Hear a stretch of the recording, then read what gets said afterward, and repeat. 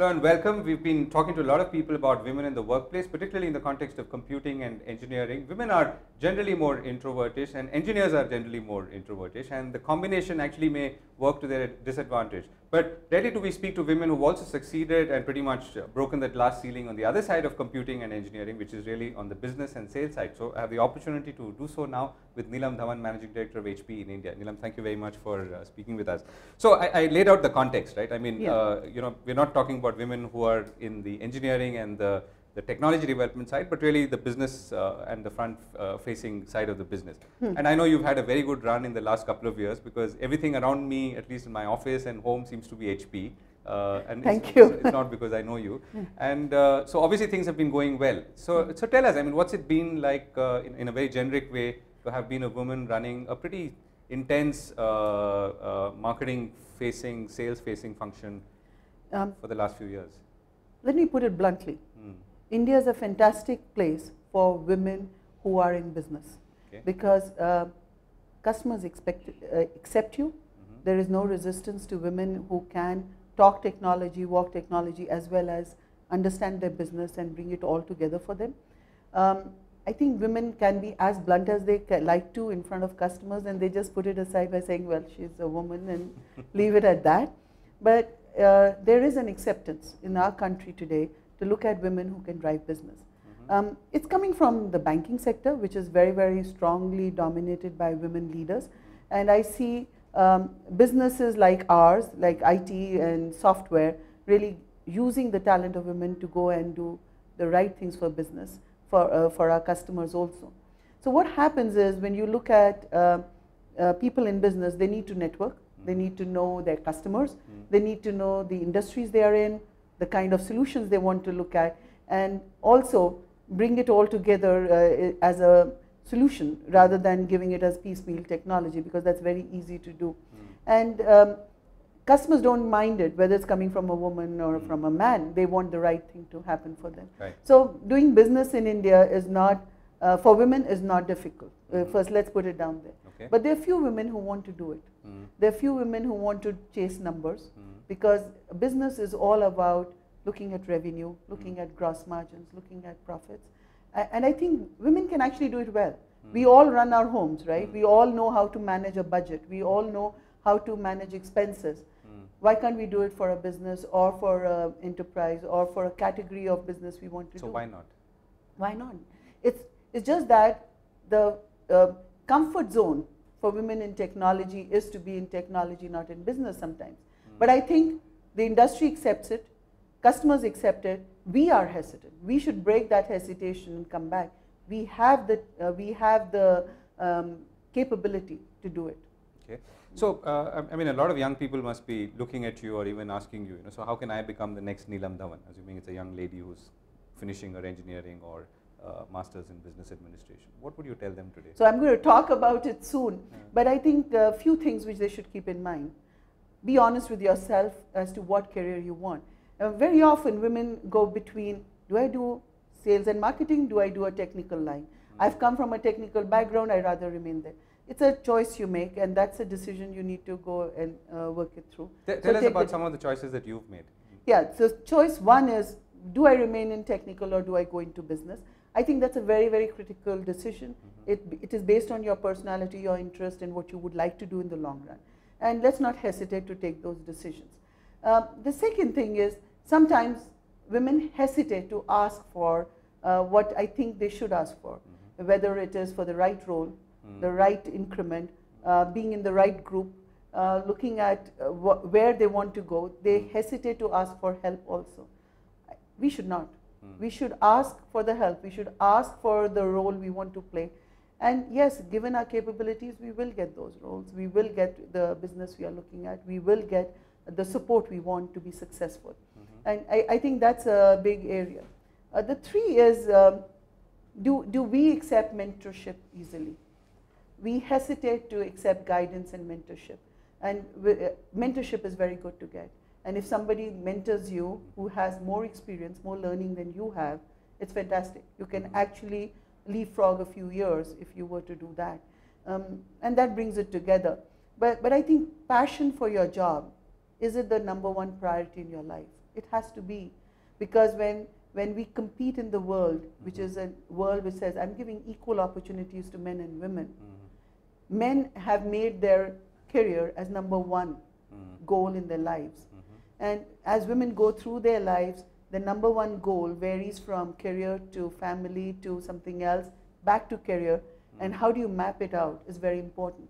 And as long as you're able to be happy with what's your goal in life at that particular stage, you can be successful. So some of the biggest battles women would fight, particularly mid-career, is with their own families, right? Who Yes. may want them to sort of stay back, take a long break, and the break becomes so long that they can never get back.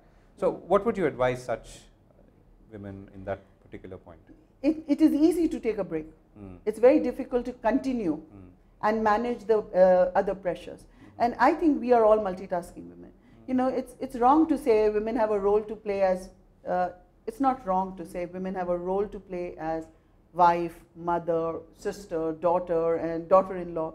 But the men have the same, right?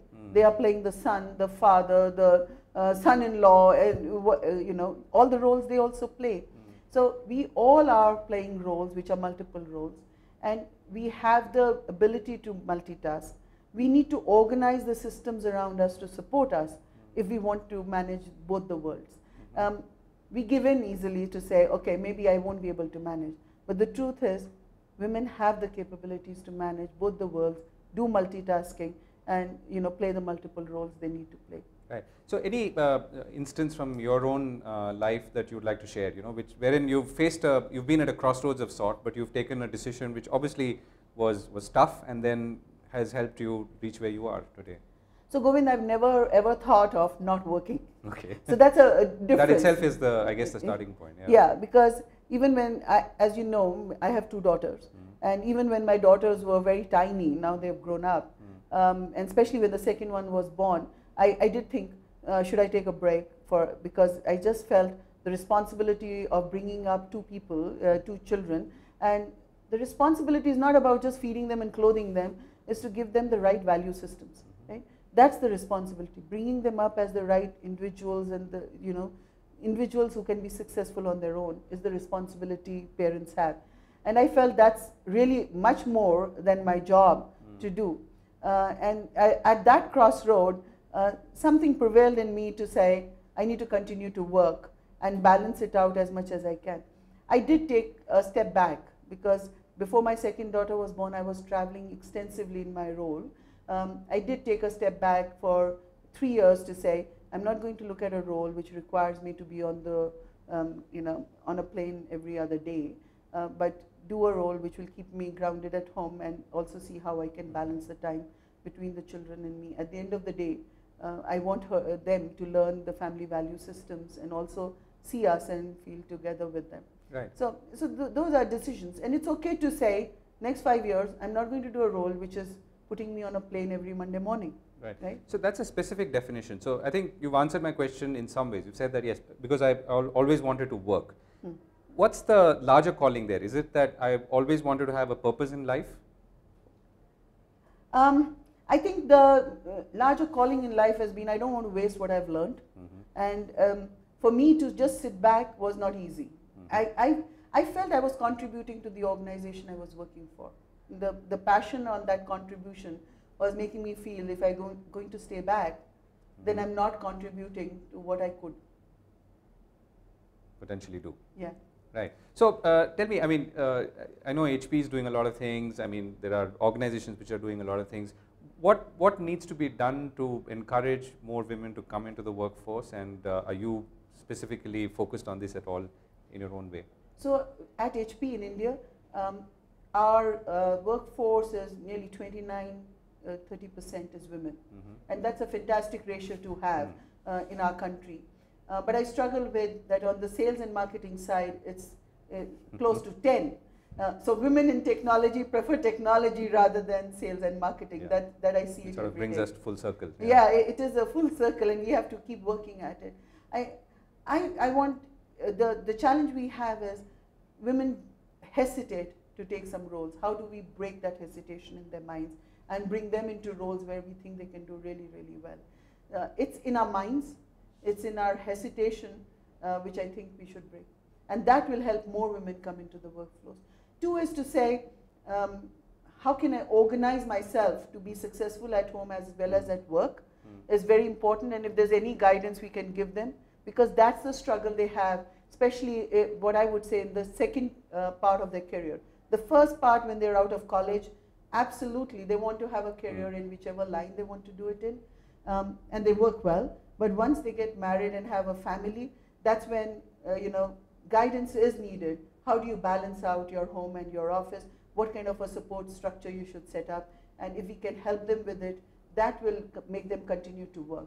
And of course, the third stage comes when the family is grown up, you are happier, you have enough time, and then you just want to grow in the career. So if we recognize these three stages, it's the stage 2 which we need to help work with women to be successful in that period. Right. So last question, a role model that you've had, I mean, it could be a woman or not, I mean, it could be a male or a female, someone that you feel has defined you or your thought processes? There have been many role models, sure. right? But I think I've always appreciated many women who have been very blunt and open in speaking and giving guidance. It's not about being having the business acumen, but having that desire to make the difference, being passionate about what they do, as well as really being open about it. And there's so many of them. I really admire those qualities in many of the women we have, right from Kiran Bedi, who I knew from the day one when she joined the police service. Did you study together? Or? No, she's my senior by many years, but she did train under my dad. Okay. So that's how I met her. And it's fantastic to see people like her, very career oriented, in a career which is so male dominated, and be so successful, right, later on. But those are role models which you can look at, or you look at any of the bankers, so successful, right, in the way they're taking decisions and risks. It's fantastic to see them. So I learn from everyone I come across. I can't say there's one role model you follow. Right, and many would learn from you. Thank you very much for speaking with us today. Thanks, Govind. Thank you.